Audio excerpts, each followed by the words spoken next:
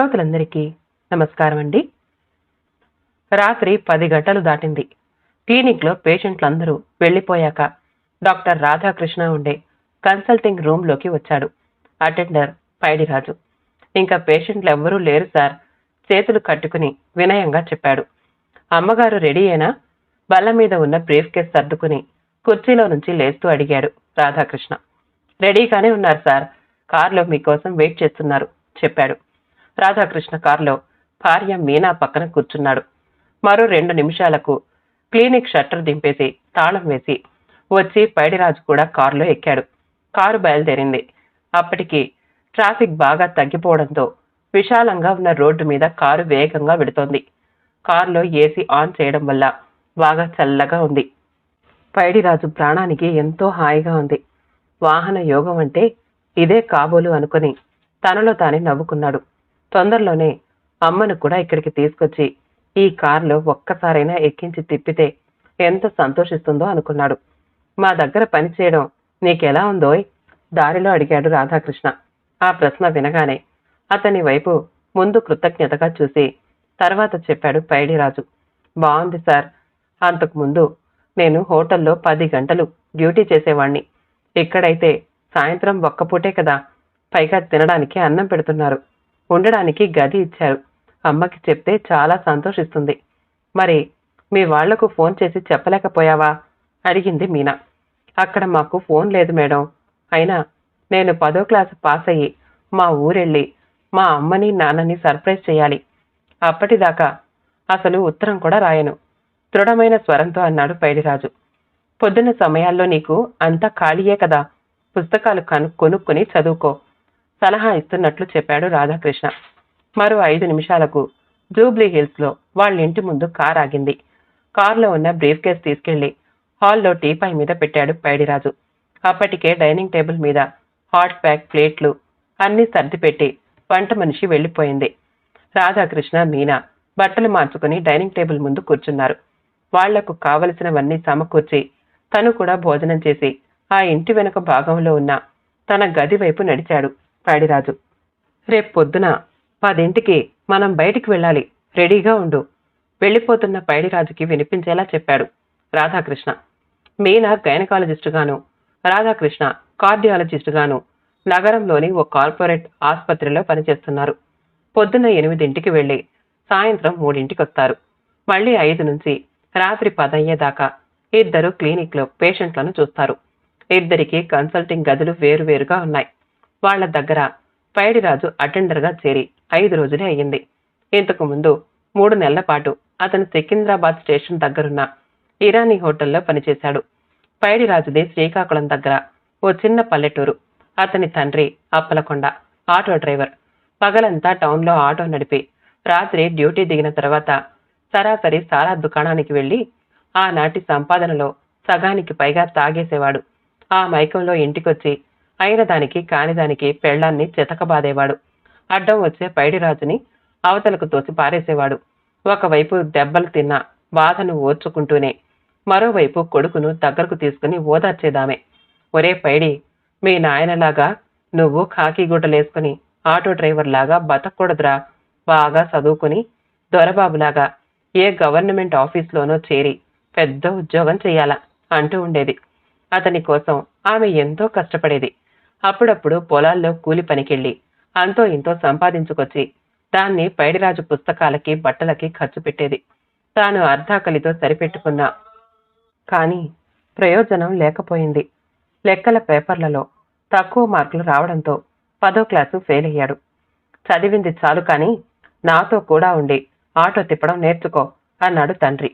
ససేమిరా వీల్లేదంది తల్లి. ఇద్దరి మధ్య పెద్ద ఘర్షణ జరిగింది.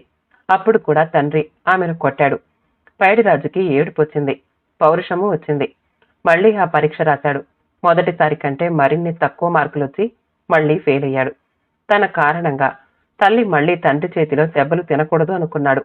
ఏదో ఒక పని చేసుకుంటూ తన కాళ్లపై తాను నిలబడి ప్రైవేట్గా చదివి ప్రయోజకుడై అప్పుడే తన వాళ్లకు కనిపించాలన్న లక్ష్యంతో ఇంట్లో వాళ్లకు చెప్పకుండా రాత్రికి రాత్రి ఓ లారీ ఎక్కి హైదరాబాద్ వచ్చేశాడు. అదృష్టవశాత్తు రాగానే హోటల్లో పని దొరికింది. కానీ చదువుకునేందుకు సమయం చిక్కేది కాదు. వారం రోజుల క్రితం ఓ రాత్రి వేళ కాస్తంత సమయం దొరికితే హోటల్లో బల్ల మీదున్న పేపర్ చదువుదామని తీసుకున్నాడు. అప్పుడే అతని దృష్టి యథాలాపంగా అందులో వచ్చిన ఓ ప్రకటనపై పడింది. మసాబ్ ట్యాంక్ సమీపంలో ఉన్న ఓ క్లినిక్లో అటెండర్గా పనిచేయడానికి 10వ తరగతి పాస్ అయిన అబ్బాయి కావాలని, వసతి భోజనంతో పాటు నెలకు 3,000 జీతం ఇవ్వబడుతుందని, ఆసక్తి గలవారు మర్నాడు సాయంత్రం క్లినిక్లో డాక్టర్ గారిని స్వయంగా కలుసుకోవాలన్నది ఆ ప్రకటన సారాంశం. దాన్ని చదవగానే ఆ ఉద్యోగం తనకు దొరికితే బాగుండును అనుకున్నాడు పైడిరాజు. తను 10వ క్లాసు పాస్ అవ్వలేదన్న మాటే గాని చదివాడు. అంతో ఇంతో లోక జ్ఞానం సంపాదించుకున్నాడు. ఆ డాక్టర్ గారికి తన పరిస్థితి వివరించి ప్రాధేయపడితే తనను ఉద్యోగంలోకి తీసుకోవచ్చు. అప్పుడు చదువుకునేందుకు కాస్తంత సమయం దొరుకుతుంది. ప్రైవేట్గా మళ్లీ చదువుకోవచ్చు. అమ్మ మెప్పు పొందొచ్చు. ఆ ఉద్యోగం పైడిరాజునే వరించింది.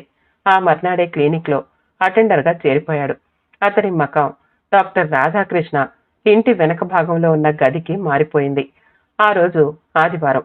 10 గంటలకు బయటికి వెళ్ళాలి, సిద్ధంగా ఉండమంటూ అంతకు ముందు రాత్రి రాధాకృష్ణ చెప్పిన విషయం గుర్తు పెట్టుకుని ఉదయాన్నే లేచి 9ంటికల్లా తయారయ్యి తన గదిలో నుంచి బయటికొచ్చాడు పైడిరాజు. పోర్టికోలో కారు తుడుస్తున్న డ్రైవర్ కనిపించాడు. ఆదివారం నీకు సెలవుండదా భయ్యా అడిగాడు అతన్ని చేరుకుని. ఇదేమన్నా గవర్నమెంట్ జాబా సెలవులుండడానికి? ఎప్పుడైనా అవసరం వచ్చి అడిగితే సెలవిస్తారులే. అయినా ఆదివారాల్లో పొద్దున పూట తప్పనిసరిగా రావాలి చెప్పాడతను. అప్పుడే లోపల నుంచి వంట మనిషి వాళ్ళిద్దరికీ ఛాయ్ తెచ్చి ఇచ్చింది. పక్కనే ఉన్న అరుగు మీద కూర్చుని ఛాయ్ తాగుతూ ఇద్దరు కబుర్లలో పడ్డారు. నేనిక్కడ చేరిన 5 రోజుల నుంచి చూస్తున్నా. ఇంట్లో అయ్యగారు అమ్మగారు తప్ప ఇంకెవ్వరూ కనిపించడం లేదు. పిల్లలు లేరా సందేహిస్తూనే అడిగాడు పైడిరాజు. ఉన్నాడు, ఒక్కడే బాబు. ఊటీలో హాస్టల్లో ఉండి చదువుకుంటున్నాడు. 6వ క్లాసు. అప్పుడప్పుడు సెలవులకు వస్తూ ఉంటాడు. తీరిక దొరికినప్పుడు అమ్మగారోసారి అయ్యగారోసారి వెళ్లి చూసుస్తూ ఉంటారులే చెప్పాడు డ్రైవరు. పైడిరాజు వింతగా చూశాడు. హైదరాబాద్ మహానగరంలో ఎన్నో పెద్ద పెద్ద స్కూళ్లుండగా వాటిలో ఎక్కడా చదివించకుండా అంత చిన్న వయసులో ఉన్న పిల్లవాడిని ఎక్కడో దూరంగా ఉంచి చదివించడం ఎందుకో అతనికి అర్థం కాలేదు. ఆ విషయమే అడగాలి అనుకుంటూ ఉండగా డ్రైవరే మళ్ళీ చెప్పాడు. అమ్మగారు అయ్యగారు ఎప్పుడూ బిజీ కదా, పిల్లాడు ఎలా చదువుతున్నాడో చూసుకోవడం కష్టమవుతుందని అక్కడ చేర్పించారు.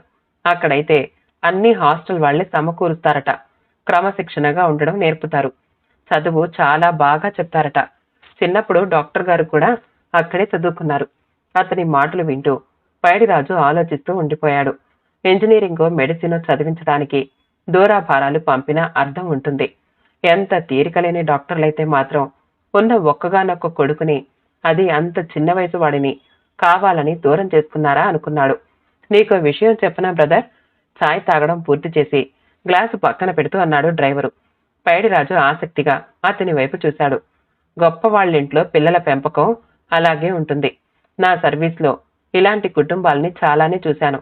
డబ్బుని హోదాని ప్రేమించినంతగా వాళ్ళు పిల్లల్ని ప్రేమించరు. అదే పేదవాళ్లైతే తమ పిల్లలకు ఆస్తిపాస్తులు ఇవ్వకపోయినా, చదువు సంధ్యలు నేర్పించలేకపోయినా ప్రేమానురాగాన్ని పంచుతారు చెప్పాడతను. ఆ మాటలు పైడిరాజు మనసులో సూటిగా నాటుకున్నాయి. ఆ క్షణాన అతనికి అమ్మ గుర్తుకొచ్చి మనసు బాధగా మూలిగింది. అమ్మకు తనంటే ఎంతో ప్రాణం. డాక్టర్ గారి భార్య ఊటీలో ఉంటున్న తన కొడుకును ఈ 5 రోజుల్లో ఒక్కసారైనా తలుచుకోవడం తను చూడలేదు.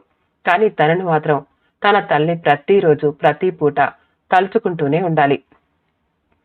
ఏమైపోయాడో బిడ్డ అనుకుంటూ ప్రతి నిమిషం తల్లడిల్లుతూ ఉండాలి.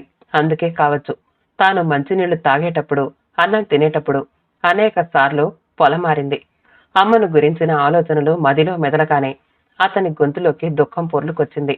తెలియకుండానే కన్నీళ్లు చెంపల మీదకు జారాయి. వాటిని డ్రైవర్ చూడకుండా తుడుచుకున్నాడు పైడిరాజు. అంతలో వంట మనిషి క్యారియర్ తీసుకొచ్చి డ్రైవర్కి అందిస్తూ అయ్యగారు వస్తున్నారు అని చెప్పింది. దాన్ని జాగ్రత్తగా తీసుకెళ్లి కారులో పెట్టాడు డ్రైవర్. క్యారియర్ దేనికి భయ్యా? హోటల్ నుంచి భోజనం తేవాలా అడిగాడు పైడిరాజు. తేవడం కాదు, తీసుకెడుతున్నారు. అక్కడి ఓల్డేజ్ హోంలో డాక్టర్ గారి అమ్మగారుంటారు, వారి కోసం చెప్పాడతను. పైడిరాజుకి అర్థం కాలేదు. అంత పెద్ద బంగళా, అందులో ఓ వంట మనిషి ఉండగా డాక్టర్ గారు తన తల్లిని ఓల్డేజ్ హోంలో ఎందుకుంచారో అనుకున్నాడు. ఇంతలో డ్రైవర్ మళ్లీ చెప్పాడు. 2 ఏళ్ల క్రితం ఆ అమ్మగారికి పక్షవాతం వచ్చింది. ఇంట్లో ఉంటే చూసేవారు చేసేవారు ఉండరని అప్పట్నుంచి అక్కడుంచారు. అక్కడ అన్ని సదుపాయాలు ఉన్నాయిలే. వాళ్ళ అమ్మగారుండే గదిలో ప్రత్యేకించి ఏసీ, టీవీ పెట్టించారు. బయటికొచ్చి తిరిగేందుకు వీల్చైర్ కూడా కొన్నారు. ఆవిడ వయస్సు వాళ్ళు అక్కడ ఇంకో 1/2 మంది ఉన్నారు. వాళ్లతో ఆవిడకు బాగా కాలక్షేపంగా ఉంటుంది. ప్రతి ఆదివారం అయ్యగారు, అమ్మగారు అక్కడికి వెళ్లి ఆవిడతో కలిసి భోజనం చేసి కాసేపు కబుర్లు చెప్పి వస్తూ ఉంటారు. ఎన్ని సౌకర్యాలు కల్పిస్తే మాత్రం సొంత ఇంట్లో ఉన్న తృప్తి వృద్ధాశ్రమంలో ఉంటే కలుగుతుందా అనుకున్నాడు పైడిరాజు. ఆ మాటే డ్రైవర్తో అనాలి అనుకున్నాడు. అయితే అదే సమయంలో లోపల నుంచి రాధాకృష్ణ దంపతులు రావడం గమనించి ఆ ప్రయత్నం మానుకున్నాడు. పైడిరాజు, నువ్వు కూడా రా అంటూ రాధాకృష్ణ కారులో ఎక్కాడు. మరి కాసేపటికి హయాత్ నగర్ ప్రాంతంలో ఉన్న ఓ వృద్ధాశ్రమం ముందు కారు ఆగింది. రాధాకృష్ణ దంపతుల వెనక క్యారియర్ పట్టుకుని పైడిరాజు కూడా లోపలికి వెళ్ళాడు. అక్కడే ఓ గదిలో రాధాకృష్ణ తల్లి వీల్ చైర్లో కూర్చుని టీవీ చూస్తోంది. కొడుకుని కోడల్ని చూడగానే టీవీ ఆఫ్ చేసి వాళ్లను చేరుకుని ఆప్యాయంగా పలకరించింది. ముందుగా ఆవిడ యోగక్షేమాలు అడిగి తెలుసుకున్న రాధాకృష్ణ ఆ తర్వాత తమ దగ్గర పనిలో చేరిన పైడిరాజుని ఆవిడకి పరిచయం చేశాడు. ఆవిడ అతని వైపు ఆప్యాయంగా చూసింది. అలా చూస్తూ ఉంటే ఆ చూపుల్లో పైడిరాజుకి మళ్లీ తన తల్లి గుర్తుకొచ్చింది. ఓ 2 గంటల పాటు ఆశ్రమంలో గడిపి తల్లి దగ్గర వీడ్కోలు తీసుకుని తిరుగు ప్రయాణమయ్యాడు రాధాకృష్ణ. అప్పట్నుంచి ప్రతి ఆదివారం వాళ్లతో కలిసి పైడిరాజు ఆ వృద్ధాశ్రమానికి వెళుతూనే ఉన్నాడు. 2-3 సార్లు రాధాకృష్ణకి తీరిక లేకపోతే తానొక్కడే వెళ్లి క్యారియర్ ఇచ్చి ఆవిడతో కబుర్లు చెప్పి వచ్చేవాడు. ఆ కబుర్లలో ఎక్కువగా కొడుకు పట్ల ఆవిడకున్న వాత్సల్యం వ్యక్తమయ్యేది. తాను కూడా తన తల్లి నుంచి అలాంటి అనురాగాన్ని అందుకోవాలని ఆతృతపడేవాడు. తను పనిచేస్తున్న క్లినిక్కి దగ్గరలో ఉన్న ఓ కోచింగ్ సెంటర్లో చేరి 4 రోజుల పాటు లెక్కలు చెప్పించుకుని పరీక్ష రాసి మంచి మార్కులతో పాస్ అయ్యాడు. ఇక అతని ధ్యాస ఇంటివైపు మళ్ళింది. తల్లిని చూడాలన్న ఆరాటం ఎక్కువయింది. ఓసారి మా ఊరు వెళ్ళొస్తాను సార్, ఓ రోజు రాత్రి క్లినిక్ నుంచి తిరిగొస్తూ ఉంటే రాధాకృష్ణను అడిగాడు పైడిరాజు. అతను అభ్యంతరం చెప్పలేదు. అలాగే వెళ్ళిరా, మళ్లీ ఆదివారం నాటికి వచ్చేయాలి అంటూ జేబులో నుంచి 500 నోట్లు తీసి అతనికిచ్చాడు రాధాకృష్ణ. తెలతెలవారుతూ ఉండగా వాళ్ల ఊళ్ళో బస్సు దిగిన పైడిరాజు పరుగులాంటి నడకతో తన ఇంటి ముందుకొచ్చి దబదబా తలుపు కొట్టాడు. ఎవరది అంటూ ఆవలిస్తూనే వచ్చి తలుపు తీసిన ఆమె మెడ చుట్టూ చేతులు బిగించి అమ్మ అంటూ గాఢంగా కౌగిలించుకున్నాడు పైడిరాజు. ఛీ, ఎవడివి నువ్వు అంటూ అతన్ని విదిలించి కొట్టి దూరంగా జరిగింది. పైడిరాజు ఉలిక్కిపడి చూశాడు. ఆమె తన తల్లి కాదు. ఎవరు నువ్వు? ఈ ఇంట్లో మా అమ్మ ఉండాలి. ఆమె వైపు ఉలిక్కిపాటుతో చూస్తూనే భయము, ఆందోళన మిళితమైన గొంతుతో అడిగాడు. ఆ అలికిడికి మెలకు వచ్చి అక్కడికి చేరుకున్న అప్పలకొండ గుమ్మంలో నిలబడి ఉన్న కొడుకుని చూశాడు. వచ్చావురా పైడి, ఇంతకాలానికి నీకు ఇల్లు జ్ఞాపకానికి వచ్చిందట్రా. కాని అంతా అయిపోయిందిరా పైడి. కొడుకుని కౌగిలించుకుని ఏడ్చేశాడు. పైడిరాజుకి తండ్రి మాటలు అర్థం కాలేదు. మనసు కీడుని శంకించింది. ఇంతలో అప్పలకొండ చెప్పాడు. నీకోసం బెంగ పెట్టుకుని నిన్నే తలుచుకుంటూ చచ్చిపోయిందిరా మీ అమ్మ. నీ చదువు కోసం, నిన్ను పెద్ద ఉద్యోగస్తుడిలా చూడడం కోసం అది రెక్కలు ముక్కలు చేసుకునేదిరా పైడి. కాని నువ్వేం చేశావు? పరీక్ష ఫెయిల్ అయ్యావు.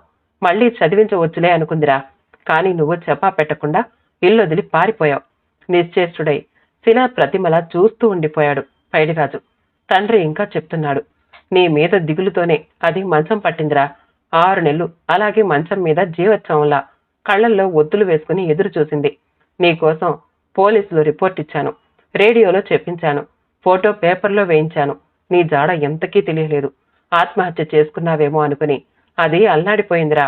చివరకు నిన్ను తలుచుకుంటూనే కన్ను మూసింది. పై మీది తుండు గుడ్డతో కళ్ళు తుడుచుకున్నాడు. పైడిరాజుకి మాత్రం ఏడు పాగలేదు. అక్కడ ఒక్క క్షణం కూడా ఉండాలని అనిపించలేదు.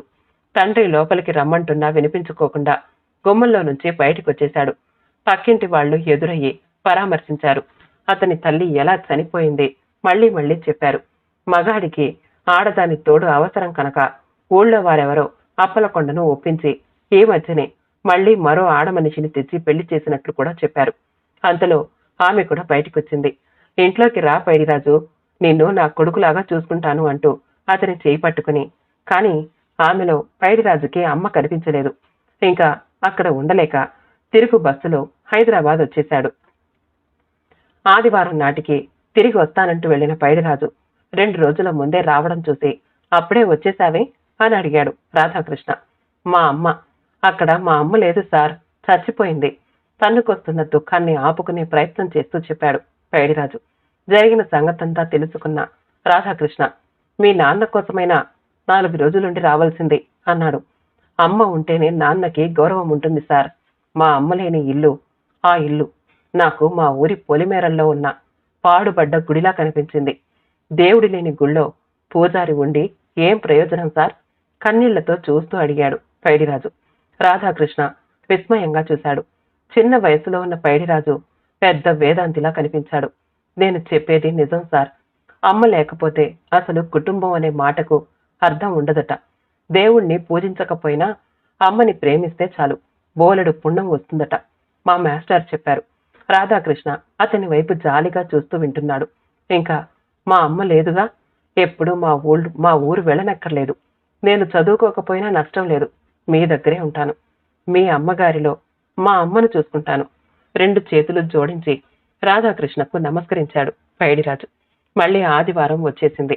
10 గంటలకు ముందే రెడీ అయ్యి తన గదిలో నుంచి బయటికొచ్చాడు పైడిరాజు.